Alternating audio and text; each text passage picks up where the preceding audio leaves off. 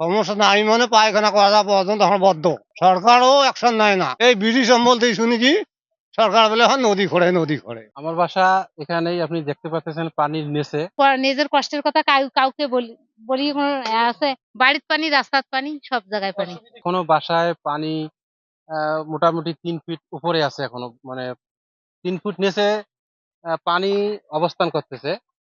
তো এই অত্র অঞ্চলে এই যেটা আপনারা আবাদি জমি দেখতেছেন, সেখানে এখনো পানির নিচে ধান ক্ষেত আছে, যা কাটা সম্ভব হয়নি এখন পর্যন্ত। আবারও শুনতেছি 72 ঘন্টার মধ্যে নাকি আবারও বৃষ্টিপাত সহ বন্যা আসার সম্ভাবনা নাকি আছে, শুনতে পারতেছি বিভিন্ন ভাবে। তো এই অবস্থা যদি চলে, তাহলে ধান তো কাটা সম্ভব নয়। আগামী দিনে আমাদের চলার গতি আরো হুমকির সম্মুখীনের দিকে যাচ্ছি। তো যাই হোক, গরু ছাগল হাঁস মুরগি ছোট ছেলে মেয়ে সবাইকে নিয়ে খুব একটা কষ্টের মধ্যে জীবনকাল চলছে।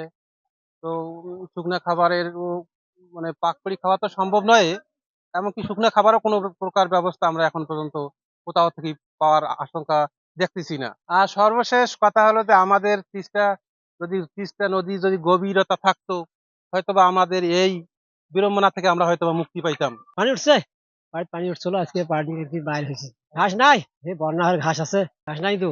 মনে করো এলা ঢালান পড়ি হলে পোত হয়ে যাবে, আর ভাঙবে তোমার গেলে বাড়ি এসে হয়তো মনে করো থাকতেও পারি না থাকতেও পারি, মানে আমার পাশে ধরলে আগ পাকে খেলে আর কি সারা বাঁধতে পারি। চর হয় কিছুদিন হওয়ার পর চর কই খায় না, এই সময় তো ঘাস নাই চরের মধ্যে, বুঝছেন না?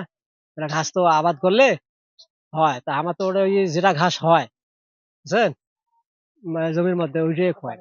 আর অসুবিধা নাই, মানে পানির ধরনে তো ইয়ে বাইর হবার পাই না, মনে করি এক বুক পানি কোনোটা আছে না, পার হ্যাঁ আসলাম, বুঝলেন না? আসি লোকের সঙ্গে ফের এই এক হাঁটু 100 পর্যন্ত তলে যায়। চলাফুরে তো কষ্ট হয়, বুঝছেন, তারপর কষ্ট স্বীকার করা লাগে। এখন তো বন্যার প্রবল পানির কারণে তো এই সমস্যাটা আমাদের। এখন নিজের কষ্টের কথা কাউকে বলি কোনো আছে? যে আমাকে অটো রিক্সা দাও বা আমাকে ভালো রাস্তা দিয়ে যাও। ভালো রাস্তা দিয়ে যাওয়া গেলেও টাকার দরকার আছে। আমার কাছে যদি টাকা না থাকে, নাই বর্তমানে টাকা, এখন হাঁটিয়ে পানির উপর দিয়ে যাওয়া লাগতেছে। এখন আমার ভাসুরের মেয়ের বিয়ে অনুষ্ঠান, বাড়ির পানি, রাস্তার পানি, সব জায়গায় পানি। রান্না করতে সমস্যা, টয়লেট যাইতে সমস্যা, মানে এখন কাজকর্ম করতে সমস্যা, খাবারের সমস্যা, বিশুদ্ধ পানির সমস্যা। এগুলো তো ময়লাযুক্ত পানি। সমস্যা নাই মানে পায়খানা করা পর্যন্ত এখন বদ্ধ। খাই করে না খাই করে আর মানে খাট থেকে নামা যায় না। পানির তরুণ এক বুক পানি, বাল বাচ্চাকে থামাই করে, এক হাত গরু আছে ছাগল আছে তাকে থামাই করে মেয়ার মিট উঠে গেছে গরু ছাগলের। হ্যাঁ, এখন বানপানি ভাঙিয়ে গরু কোনো তো বাচ্চা খাইবে, এখন দিয়ে করে ঘুরে পাওয়া যায় না, তো এই বেলি আর কি বেড়াই না। পানি দেখবি আমার বয়সে গেল পানি, সরকারও অ্যাকশন নেয় না। এই ব্রিটিশ আমল থেকে শুনি কি সরকার বলে হ্যাঁ নদী খোঁড়ে নদী খোঁড়ে। আমরা আশায় মরি আছি সরকার বলতে এই হ্যাঁ নদী খোঁড়ে। কিসে সরকারও আমার কান্না আছে, আমরা যে কানুন কান্দি ওই এমপি উপজেলার এমপি মন্ত্রী দিছি, হ্যাঁ তোমরা ভারি কিন্তু আমার কি হয়।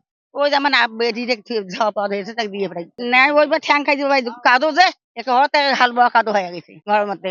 দিন দেখো পানি, এতক্ষণ করে পানি, পানি মেলা পানি আছে, আর আগ্নির পানি বেরবার করার কোনো বুদ্ধি নেই, খাবার আন্ডা বাবার বুদ্ধি নেই। চুলেও ভিজি গেছে, চুলে ব্যাগ সম্পূর্ণ ভিজি গেছে। ওই ভাত আনিয়ে নি খাইনো, এলাই খাইনো আনিয়ে মাইয়ে যে আছে সেখানে খোঁজা দিয়ে আনিয়ে দিয়ে ফেলে।